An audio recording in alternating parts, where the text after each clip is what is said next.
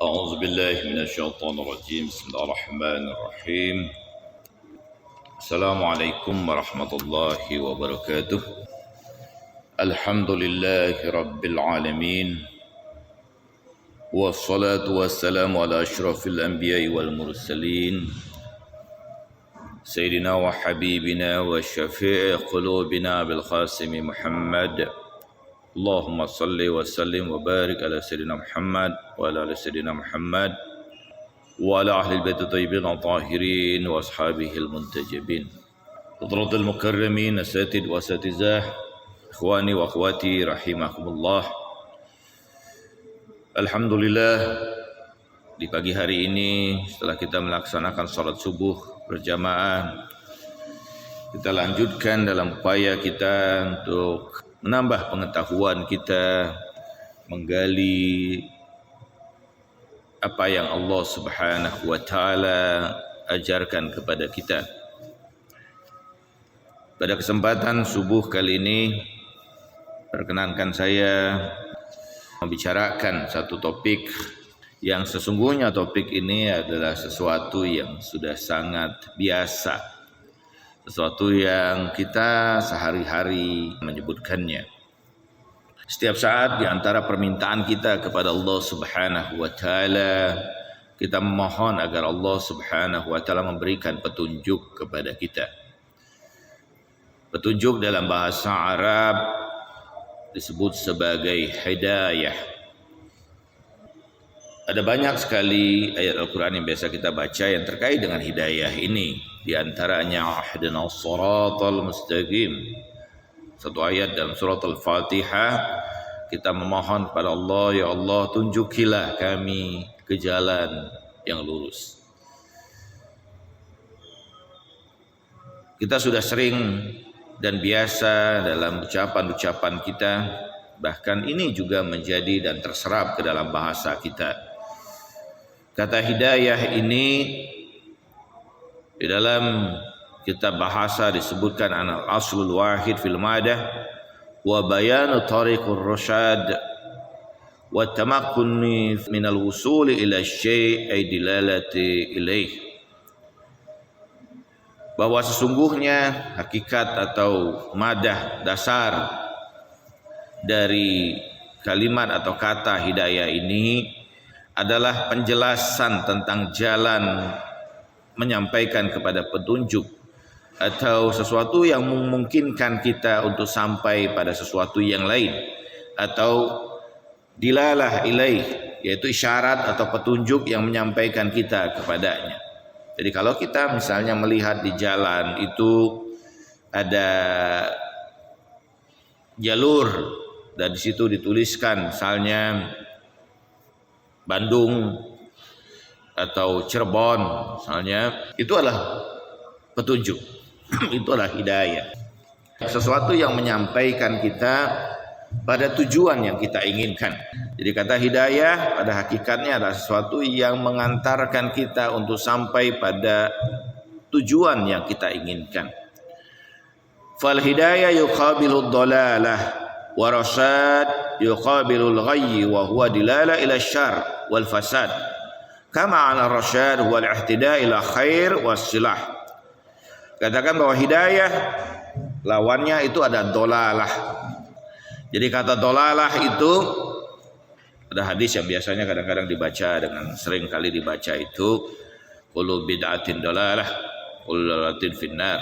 Ini bid'ah itu sesat dan kesesatan itu membawa orang pada neraka.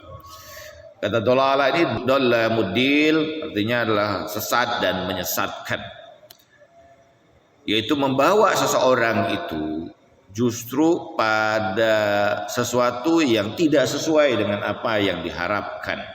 Jadi kalau hidayah itu membawa seseorang itu pada tujuan yang diinginkan, sementara dol itu adalah sesuatu yang menyesatkan, membawa kita pada sesuatu yang lain. Beberapa waktu yang lalu saya lihat di televisi ada kendaraan, ada mobil yang mewah ini hendak jalan ke daerah Jawa, ternyata berakhir di tengah persawahan.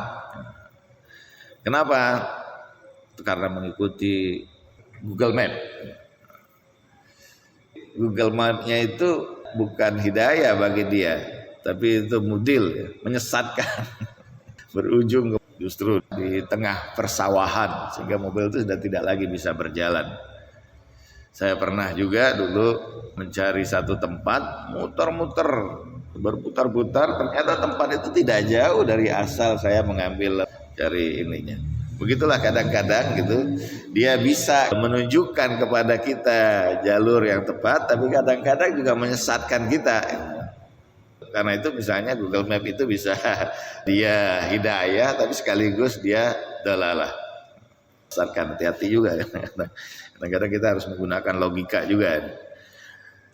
Warasyad yuqabilul ghay. Ada kata rusyd, yaitu juga menjadi petunjuk ya. Kata rusyd itu rasyid misalnya, itu orang yang memberikan petunjuk. Rusyad, irsyad, ya kan? Itu adalah petunjuk juga. Jadi ada organisasi yang namanya Al-Irsyad, yaitu organisasi yang memberikan petunjuk. Kalau hidayah itu lawannya dolalah, kalau rasyad itu lawannya ghay. Yaitu apa? Wadilala ila syarr wal fasad. Petunjuk yang membawa seseorang itu kepada keburukan dan kerusakan. Kalau ada hal-hal yang membawa kita pada kerusakan, pada kekacauan, pada keburukan, itu dalam bahasa Arab disebut dengan ghay. Kama anna rasyad wal ihtida ilal khair wal istilah. Sebagaimana rasyad itu, kata rusyd itu, rasyid merupakan petunjuk kepada kebaikan dan kedamaian. Jadi kalau hidayah itu lawannya dolalah, yaitu membawa kita kepada sesuatu yang bertentangan dengan petunjuk kita, dengan harapan kita itu. Jadi kalau harapan seluruh manusia itu untuk bisa masuk ke dalam surga, tapi ini justru membawa ke neraka, itu dolalah, gitu kan? Walaupun kata dol itu tidak selamanya juga berarti sesuatu yang buruk ya. Misalnya di dalam Al-Quran dianggap sebagai dol. Dol itu bukan berarti sesat di situ, tapi bahwa dia adamul hidayah, tidak ada petunjuk yang datang kepadanya. Wal hidayah yakunu fi madi au manawi au fi khair au syarr. Dan hidayah ini, tunjuk ini meliputi hal-hal yang sifatnya materi maupun yang hal-hal yang sifatnya maknawi. Dalam kebaikan juga dalam makna umum ya. Fal hidayah al madiyah kama fi walqa fil ardi rawasiya an tamida bikum wa anhara wa subula la'allakum tahtadun. Dan kami tampilkan pada kamu di muka bumi ini beragam kemudian tempat yang subur dan sungai-sungai dan jalan-jalan agar la'allakum ya tahtadun, agar kamu itu bisa mendapatkan petunjuk. Ai fi ma'aisyid dunyawiyah asfarahum tumakahul wa alamatin wa bin najmi yahtadun. Yaitu beragam bagian-bagian yang ada di alam ini yang memberikan petunjuk kepada manusia ini, dan tandanya diantaranya itu adalah bintang-bintang yang memberikan petunjuk. Jadi bagaimana orang yang berada di lautan itu dulu, di antara salah satu pelajaran para pelayar itu atau pelaut itu adalah bagaimana membaca bintang. Karena bintang-bintang itu memberikan arah kepada mereka, mana arah yang harus dituju. Dan kemudian bahwa wal ihtida bil al ma'nawi, petunjuk dalam bentuk yang sifatnya ma'nawiyah. Al-Quran Allah Subhanahu wa taala mengatakan wa ja'alnahum a'immatan yahduna bi amrina, dan kami jadikan mereka itu sebagai pemimpin-pemimpin yang memberikan petunjuk dengan perintah kami. Jadi ini hidayah dalam bentuk yang sifatnya maknawi. Qul inna hudallahu wal huda, katakan sesungguhnya petunjuk Allah itulah sebagai petunjuk yang sesungguhnya. Ini adalah petunjuk yang membawa kita sebagaimana dalam konteks maknawiyah. Jadi ketika kita meminta ihdinas shiratal mustaqim, itu petunjuk yang sifatnya maknawi. Shiratal mustaqim bukan berarti bahwa kalau kita nyasar gitu kan, salah Google Map, kita baca ihdinas shiratal mustaqim gitu kan. Ya Allah berikanlah saya jalan lurus. Itu tidak dalam makna zahir.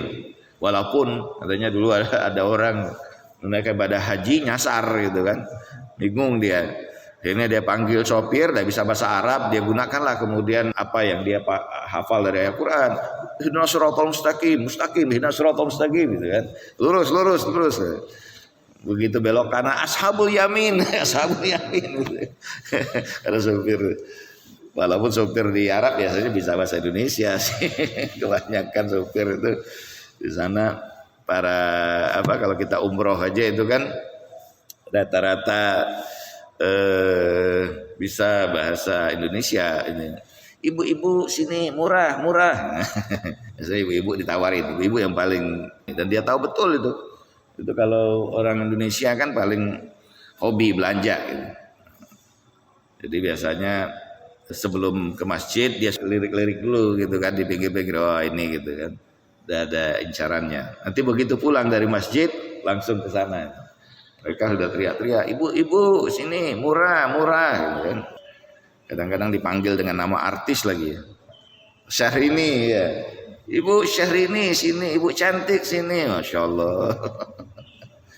Dan kadang-kadang senang juga ibu-ibu kita digituin gitu kan. Ada kalanya kadang-kadang di dalam Al-Quran juga Allah Subhanahu wa Ta'ala menunjukkan hidayah kepada sesuatu yang jelek juga. Kutiba alaihi annahu man tawallahu fa innahu yudilluhu wa yahdihi ila adabis sa'ir. Allah mengatakan bahwa kami wajibkan kepada mereka apa yang mereka harus ikuti, tetapi sesungguhnya itu menyesatkan dan kemudian memberikan jalan petunjuk pada mereka pada azab yang pedih. Ini terkait tentu dengan hidayah dalam makna umum yang bersifat sesuatu yang maknawiyah. Dan Allah Subhanahu wa Ta'ala memberikan petunjuk kepada kita ini, tapi ada kelompok-kelompok yang Allah tidak berikan petunjuk dalam makna yang baik, dalam makna sesuatu yang membawa seseorang itu pada kebahagiaan, pada kebaikan. Surah Al-Baqarah Allah mengatakan wallahu la yahdil qaumaz zalimin. Allah tidak memberikan petunjuk kepada golongan orang-orang yang zalim. Wallahu la yahdil qaumal kafirin. Allah tidak memberikan petunjuk kepada kaum yang kafir. Wallahu la yahdil qaumal fasiqin. Allah tidak memberikan petunjuk pada kaum yang fasik. Innallaha la yahdi man huwa musriful kadzdzab. Sesungguhnya Allah tidak akan memberikan petunjuk kepada orang yang berlebihan dan pendusta. Orang yang kemudian musrif itu kan orang yang berlebihan ya, tidak menggunakan sesuatu pada tempatnya, pada kebaikannya. Ada orang kalau ini yang tidak diberikan petunjuk di dalam Al-Quran, Allah juga memberikan kelompok-kelompok yang Allah berikan petunjuk. Wallahu yahdi ma yasha ila siratim mustaqim. Surah Al-Baqarah ayat 213. Dan sungguhnya dan Allah memberikan petunjuk kepada siapa yang diinginkan ke jalan yang lurus. Nurun ala nur yahdillahu li nurihi may yasha. Cahaya di atas cahaya. Allah memberikan dengan cahayanya itu petunjuk kepada siapa yang diinginkan. Wa may yahdillahu fahuwal muhtad. Dan barang siapa yang diberikan petunjuk oleh Allah Subhanahu wa Ta'ala, maka mereka lah orang-orang yang mendapatkan petunjuk itu. Wa innaka la tahdi ila siratim mustaqim. Maka sesungguhnya engkau diberikan petunjuk kepada jalan yang lurus. Demikian juga di dalam Al-Quran Allah Subhanahu wa Ta'ala menyebutkan, dan ini menarik juga, bahwa sebagaimana keinginan kita bahwa semua anggota keluarga kita, orang-orang yang kita harapkan itu mendapatkan petunjuk dari Allah Subhanahu wa Ta'ala. Tapi petunjuk Allah ini dikhususkan tentu kepada siapa yang Allah inginkan. Bukan karena kita, dorongan diri kita yang kita inginkan. Sebagaimana Allah Subhanahu wa Ta'ala berfirman, innaka la tahdi man ahbabta walakinallaha yahdi man yasha.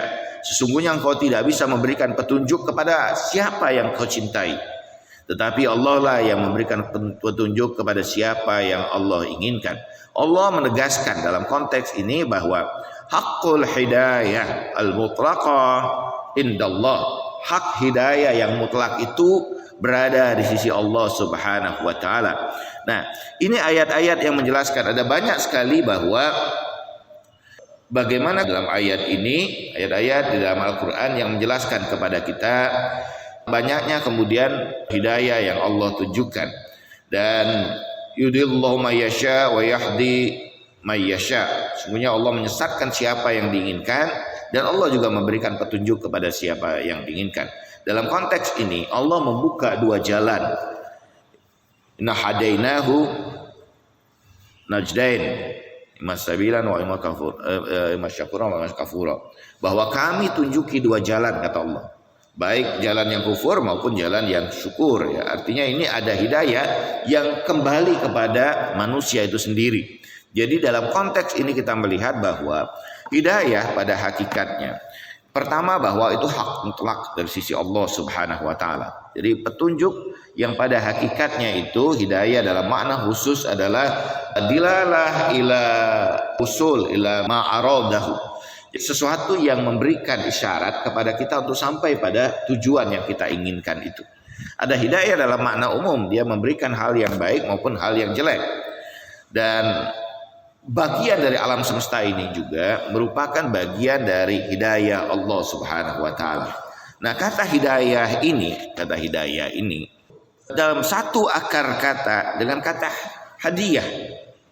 Jadi ketika kita dalam bahasa Arab kita memberikan hadiah itu, hadiah, Rasulullah Shallallahu Alaihi Wasallam misalnya bersabda bahwa fahdi bainakum, maka berbagilah hadiah di antara kamu. Itu kenapa? Karena itu melembutkan hati kita, mengikat rasa emosional kita satu dengan yang lain. Di antara tanda orang yang pelit itu, orang yang paling susah memberikan hadiah. Jadi memang kalau kita memberikan hadiah itu, di antara hal yang sangat dianjurkan oleh Nabi menganjurkan kita untuk berbagi hadiah. Betapapun kecil hadiah itu, karena itu mengikat hati kita satu dengan yang lain. Dan itu membawa kebaikan. Percayalah bahwa hadiah-hadiah yang kita berikan itu membawa kebaikan. Kalau hadiahnya kepada atasan kita, insya Allah mudah dipromosikan, gitu kan. Tergantung dari niatnya gitu. Itu bisa jadi ibadah gitu kan. Ini sudah nikah 25 tahun tidak pernah ngasih hadiah pada istrinya, Masya Allah gitu kan.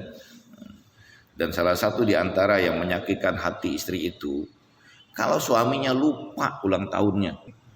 Kalau suaminya seringkali lupa ulang tahunnya sendiri gitu kan. Anda boleh lupa pada ulang tahun Anda, tapi jangan lupakan ulang tahun istri Anda. Kalau saya insya Allah tidak lupa sih. Walaupun sering diingatkan, isyarat-isyarat dulu. Kayaknya udah bulan Januari nih. Sudah ada isyarat itu. Ya insya Allah. Nah itu bahwa di antara hal yang dianjurkan, sangat dianjurkan suami itu memberikan hadiah pada istrinya. Biar tambah sayangnya, cintanya. Ibu-ibu juga jangan sering-sering baca Google gitu. Kok aneh suami saya sering kasih hadiah pada saya gitu kan. Wah, mulai di googling gitu kan. Wah, itu tanda-tanda katanya itu. Nah, Bu, itu tanda-tanda akhlakul muslim, bahwa di antara akhlak muslim itu kepada pasangannya itu dia selalu memberikan berbagi hadiah pada istrinya. Tidak harus hari ulang tahun gitu kan. Ulang tahun pernikahan dia kasih hadiah. Nggak perlu mahal-mahal. Emas aja sih gitu ya. Yang 10 gram gitu ya. Tidak perlu yang mahal-mahal ya. Atau 25 gram. Kan nanti ketika kita susah dikasih keluar lagi. Ini ada simpenan gitu. Padahal dia dari kita juga gitu. Itu dan anjuran gitu kan pada anak-anak kita juga saat-saat tertentu. Tidak ada salahnya kalau ketika Maulid Rasulullah SAW kita hadiahkan pada anak-anak kita makanan kayak atau apa kayak gitu kan untuk mengenang Rasulullah SAW. Karena itu bahwa itu bagian dari kata hadiah, kata hadyu misalnya itu juga dari kata hudan, yaitu menyembelih itu.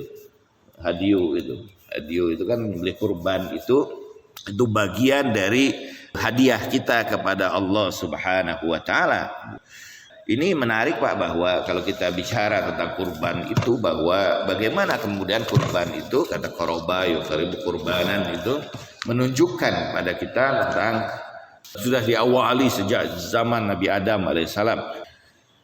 Dan ini Allah Subhanahu wa taala di dalam Al-Quran, misalnya pada surah Thaha ayat 50, qala rabbuna allazi a'ta kulla syai' khalqah tsumma hada. Jadi Allah tidak meninggalkan makhluk ini. Rabbana allazi a'ta kulla syai', duhai Tuhan kami yang telah memberikan segala sesuatu, khalqah, pada makhluknya ini. Tsumma hada, kemudian memberikan petunjuk. Jadi Allah tidak hanya menciptakan kita, tapi memberikan petunjuk. Petunjuk ini beragam. Pada dalam proses kehidupan bahwa binatang itu, ketika Allah ciptakan, Allah berikan petunjuk bagaimana dia makan. Bahkan bayi itu, pada bayi itu kan dari awal kelahirannya, dia sudah tahu ada petunjuk yang Allah Subhanahu wa taala berikan padanya, sehingga dia kemudian cari susu ibunya. Pertama kali yang dilakukan oleh bayi itu dalam awal kehidupannya itu adalah hidayah sebenarnya. Allah letakkan hidayah itu pada diri manusia itu, diri makhluknya. Bagaimana ikan tuna itu berjalan sekian jauh mencari ininya, dan ketika hendak bertelur, dia kembali lagi pada tempat yang sudah menjadi asal tempat dia hadir dulu. Itu petunjuk yang Allah berikan. Ada saat-saat binatang itu misalnya saat ada musim kawinnya, bagaimana burung itu terbang jauh dan sebagainya, mencari makanan, kembali lagi kepada tempat asalnya. Itu merupakan bagian dari petunjuk hidayah yang Allah letakkan pada diri makhluk ini. Jadi Allah tidak membiarkan menciptakan makhluk ini begitu saja. Allah berikan petunjuk padanya. Pada diri manusia ada banyak sekali hidayah itu. Pertama, bahwa Allah Subhanahu wa taala berikan pada diri manusia ini yaitu naluri. Jadi secara naluriah, misalnya seorang bayi ketika dilahirkan, dia mencari susu ibunya itu untuk dapat hidup. Dan bagaimana Allah Subhanahu wa taala meletakkan pada diri kita ketika kita mendapatkan anak itu, Allah letakkan rasa kasih sayang pada diri kita itu untuk bisa melindungi anak-anak kita, itu hidayah. Allah berikan juga fitrah pada diri kita sebagai hidayah. Allah berikan juga kepada kita itu akal untuk memberikan petunjuk pada kita. Ibnu Qayyim al-Jauziyah menunjukkan ada 10 bentuk hidayah itu.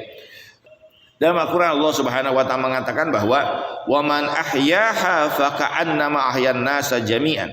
Dan barang siapa yang menghidupkan seorang itu bagaikan menghidupkan seluruh manusia. Dalam hadis dikatakan bahwa ada seorang yang bertanya tentang ayat ini. Waman ahyaha faka'annama ahyan nasa jami'an. Apa maksudnya? Bahwa ketika seorang itu menghidupkan satu orang, itu bagaikan menghidupkan seluruh manusia keseluruhannya. Qal man akhrajaha minad dhalala ila huda faka'annama ahyaha.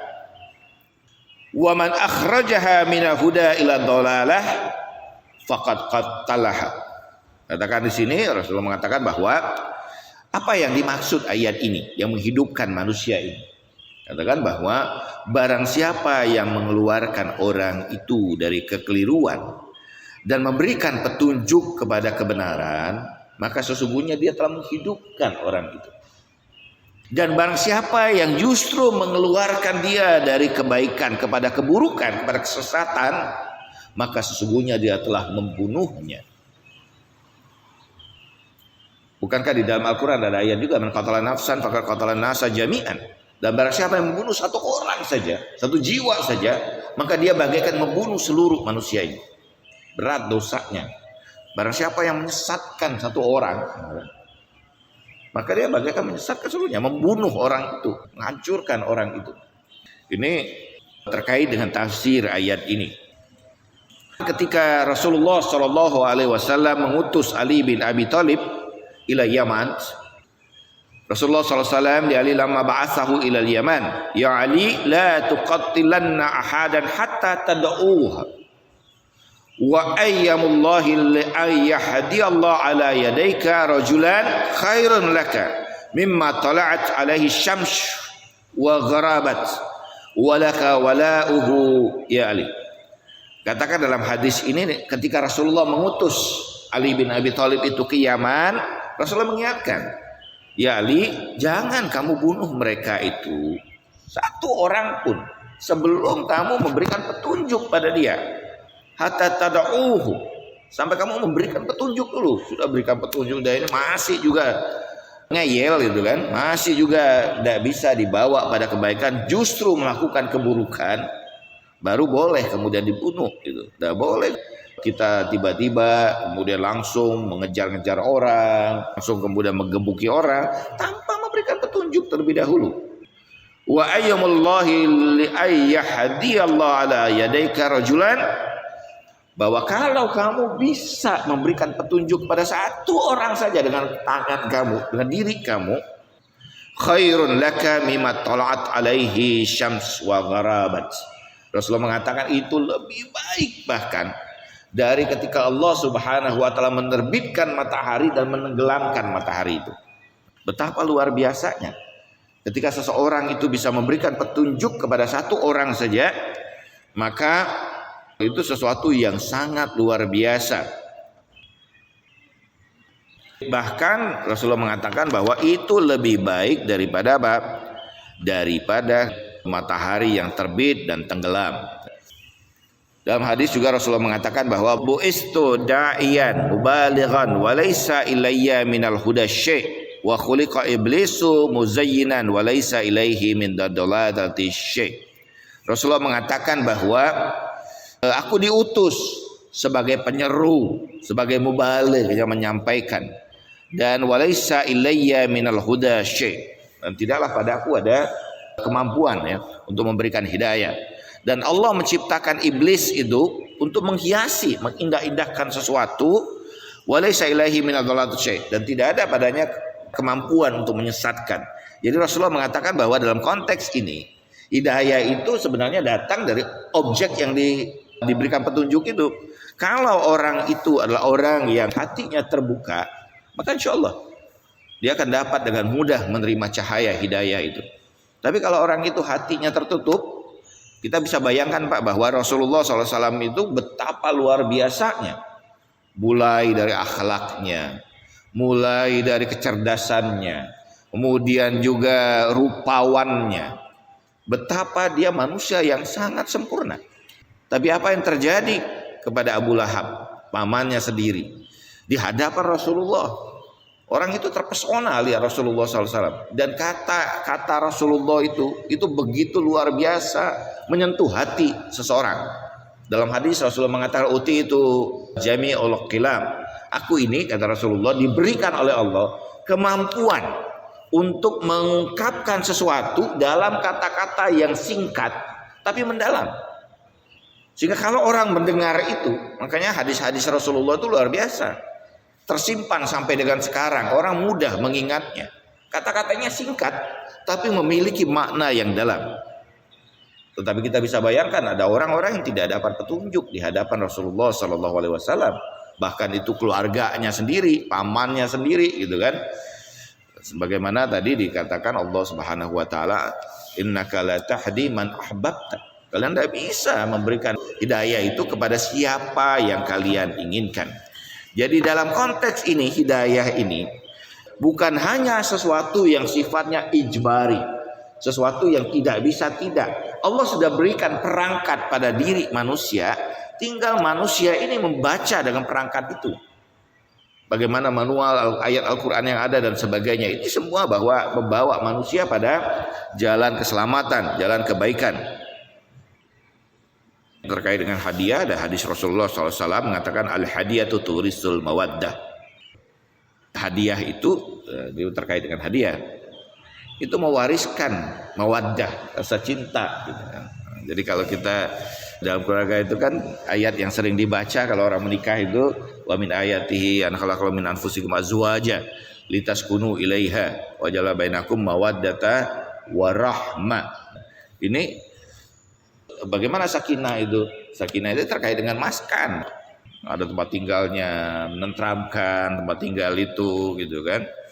Kalau tempat tinggalnya itu kecil, sempit, sumpek, dan yang dilihat 4L lagi, lu lagi itu kemungkinan berantemnya besar gitu kan. Karena itu Nabi mengatakan cari rumah yang besar, yang luas, yang baik, yang menenangkan kita gitu kan. Kita kadang-kadang mendoakan semoga jadi keluarga yang samawa, sakinah, mawaddah, mestinya samaro gitu. Rahmah kan, wanya kan kata ini sambung di situ. Sakinah, mawaddah. Nah, mawaddah ini kata Rasulullah di antaranya apa? Sesuatu yang mungkin memberikan tambahan, bercanda dengan keluarga. Wah, Rasulullah tuh sering kali bercanda dengan keluarganya, memberikan perhatian, memberikan hadiah, gitu kan. Itu satu hal yang yurisul mawaddah kata Rasulullah sallallahu alaihi wasallam. Dalam hadis di sini juga diriwayatkan bahwa bagaimana Allah Subhanahu wa taala berkata kepada Daud, "Ya Daud, mali araka wahdaniyan." Faqala ilahi ishtadda syauq minni ila liqa'ik wa hala baini wa baina khalqik. Fa Allah taala irji' ilaihim fa innaka in ta'tini bi abadin abikin uthbitka fil lawhi hamida. Ini menarik. Allah Subhanahu wa taala menegur Nabi Daud alaihissalam. Wahai Daud, aku saksikan kau selalu sendiri, kata Allah. Wahdaniyah. Dan Daud berkata, duhai Tuhanku, aku sangat mencintai untuk selalu bersama denganmu. Tapi Allah Subhanahu wa taala mengatakan, kembalilah kamu, bawa orang-orang itu, hamba-hamba Allah itu bersamamu untuk datang kepadaku. Karena sesungguhnya sekiranya kau datang dengan satu orang hamba, di sini bi abdin abikhin, hamba yang lemah, hamba yang bodoh, hamba yang paling ini, yang paling buruk sekalipun datang bersamamu, maka sesungguhnya aku akan tetapkan namamu dalam lauh yang terpuji, dalam lembaran yang terpuji, akan tulis namamu kata Allah dalam lembaran yang terpuji. Karena itu dalam ibadah ini Pak, gitu. Dalam ibadah itu dianjurkan untuk bersama-sama. Jangan sendirian aja pengen masuk surganya gitu kan. Dianjurkan bersama-sama. Karena itu kalau kita baca sirah, pola dalam doa di dalam Al-Quran itu selalu bentuknya itu bersama-sama. Rabbana la tuzigh qulubana, gitu kan. Sedikit sekali ketika dikatakan Robbi firli wali walidayya, iya gitu kan, karena terkait dengan orang tua kita. Tetapi ketika misalnya doa-doa yang diajarkan dalam bentuk umum itu diajarkan dalam sirah jamak, dalam pola plural untuk melibatkan semuanya. Karena doa bersama-sama itu dalam hadis Rasulullah mengatakan bahwa lebih cepat diterima oleh Allah Subhanahu wa taala dari doa kita sendiri.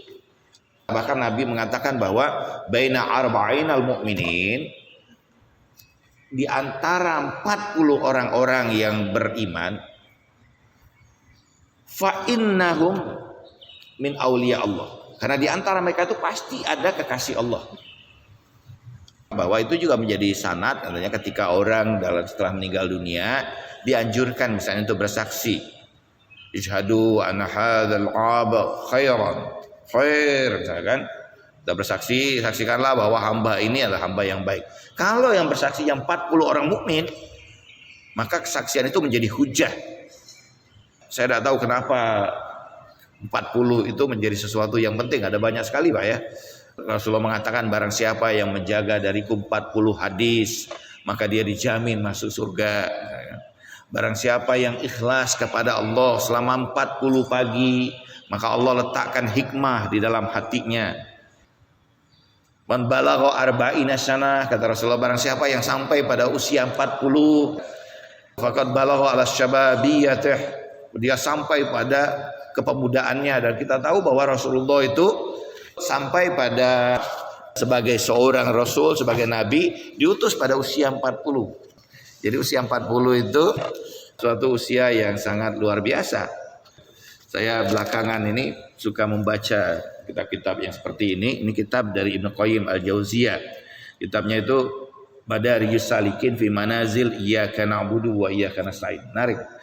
Tingkatan-tingkatan perjalanan rohani di antara tingkatan Iyyaka Na'budu sampai pada tingkatan Iyyaka Nasta'in.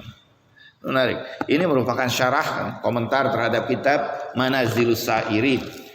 tingkat-tingkat perjalanan ruhaniyah.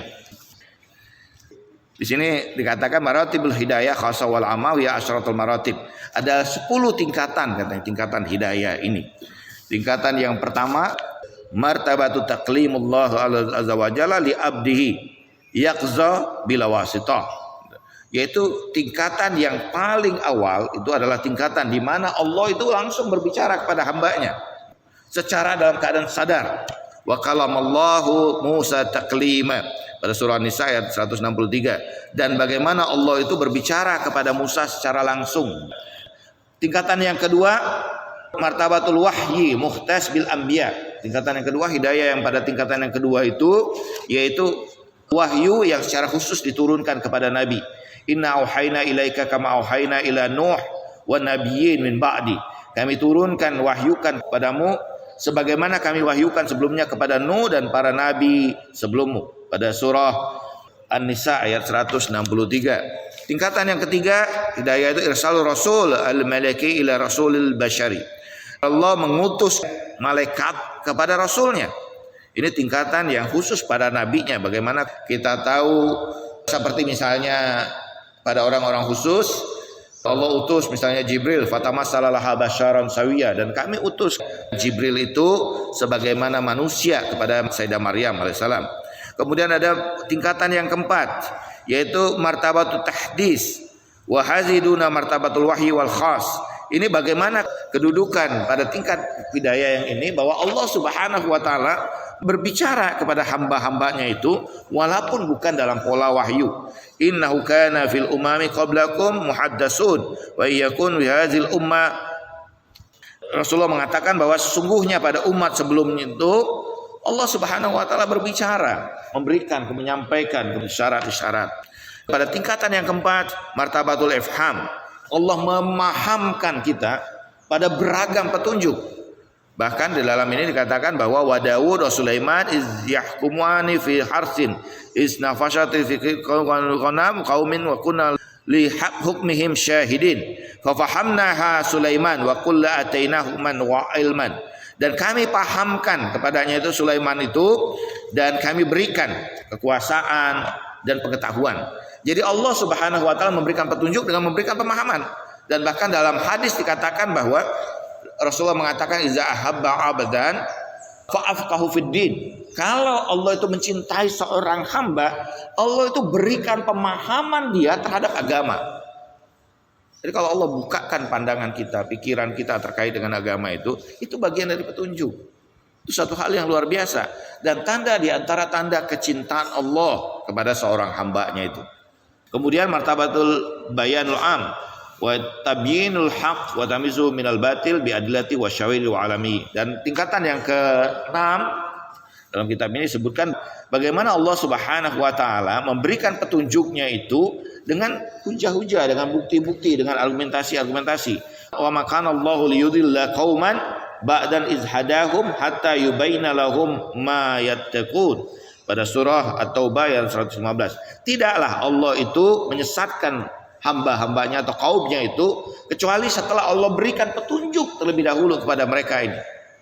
Jadi kalau orang tidak ada petunjuk, diangkat, tidak ada hukum pada dia. Kalau orang itu tidak tahu, misalnya di antara di mana hukum itu diangkat, dalam hadis disebutkan ada 3 tempat, yaitu ketika orang tidur, tidak ada hukum pada dia. Dulu waktu di pesantren misalnya ada anak ketika dibangunkan marah dia sholat subuh. Kenapa? Dia tahu dia tidur tidak ada kewajiban itu, biarin aja dia tidur gitu. Karena ketika tidur tidak ada kewajiban. Ini raf'ul qalam katanya kan. Hatta yaqdha. Dari naim itu sampai dia terjaga baru ada kewajiban. Ketika dia tidur tidak ada kewajiban gitu. Jadi dipaksa-paksa gitu kan oleh ustadznya gitu kan. Ustaznya bilang, kamu ini mau pilih yang mana? Dipaksa masuk surga atau sukarela masuk neraka? Santrinya bilang, kan rafa'ul qalam gitu. Kemudian dari siapa? Gitu kan rafa'ul qalam itu dari orang yang gila sampai dia sadar kembali. Kalau dia gila gitu kan, baru ketika dia sadar itu orang gila ada ini kewajiban. Mau ngapain juga ya terserah dia gitu. Ini penjelasan bagaimana Allah Subhanahu wa taala memberikan beragam petunjuk itu, hujah itu pada kita semua. Dan yang ketujuh, al-bayan al-khas wa bayan mustalzim lil hidayatul khassa wa huwa bayani taqarranahul inaya wa taufiq wal ittiba wa qad asba bil hazlan wa mawahidi anil qalb. Allah letakkan pada hati orang mukmin petunjuk ini secara khusus.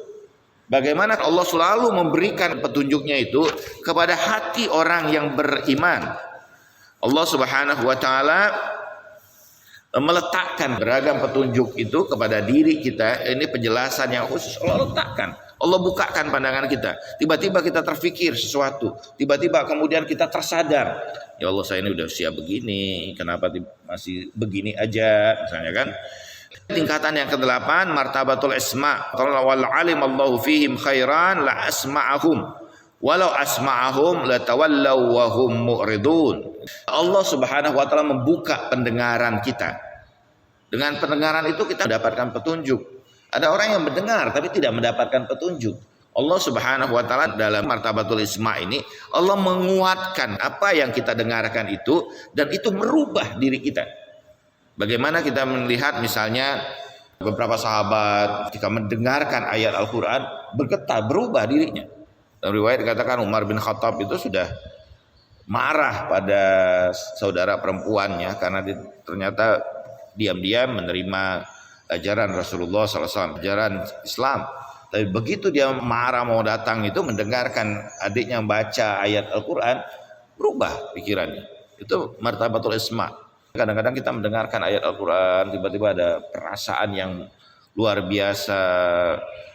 Kita kadang-kadang sampai nangis misalnya kan. Orang indah sekali baca Al-Quran. Terharu luar biasa. Itu martabatul isma, di mana petunjuk itu datang melalui pendengaran kita. Ada martabatul ilham. Bagaimana Allah memberikan ilham itu kepada hamba-hambanya. Wa nafsin wa masawwaha falhamaha fujuraha wa taqwaha. Dan demi diri dan apa yang disempurnakan dengannya. Dan Allah ilhamkan falhamaha jalan-jalan yang jelek dan ketakwaan padanya. Jadi bagaimana Allah Subhanahu wa taala memberikan ilham ini kepada hamba-hambanya. Jadi ada tingkatan-tingkatan ilham. Tingkatan yang ke-10, martabatul hidayah yang ke-10 dikatakan di sini ru'yatus shadiqah, mimpi yang benar. Allah letakkan petunjuk-petunjuk itu melalui mimpi kita. Qala Rasulullah sallallahu alaihi wasallam, ar-ru'ya shadiqah juz'un min sitatin wa arba'ina juz'an minad nubuwah. Bahwa mimpi yang benar itu bagian dari 46 bagian dari tanda-tanda kenabian. Jadi salah satu tanda kenabian itu apa? Ru'yatus shadiqah. Maksudnya gambaran kemuliaan bahwa Allah Subhanahu wa taala memberikan kepada kita mimpi yang benar sebagai bagian dari petunjuk itu yang Allah letakkan kepada setiap hamba-hambanya. Ada kalanya memang kadang-kadang kita mendapatkan mimpi-mimpi itu, dan bahkan kita lihat di dalam Al-Quran saja bagaimana Allah Subhanahu wa taala mengisyaratkan melalui mimpinya, mimpi-mimpi para nabinya ini. Nabi Allah Ibrahim diperintahkan untuk menyembelih putranya itu karena mimpinya. Ini arafil manam anni asbahuka, aku mimpi di dalam tidurku itu menyaksikan menyembelih diri.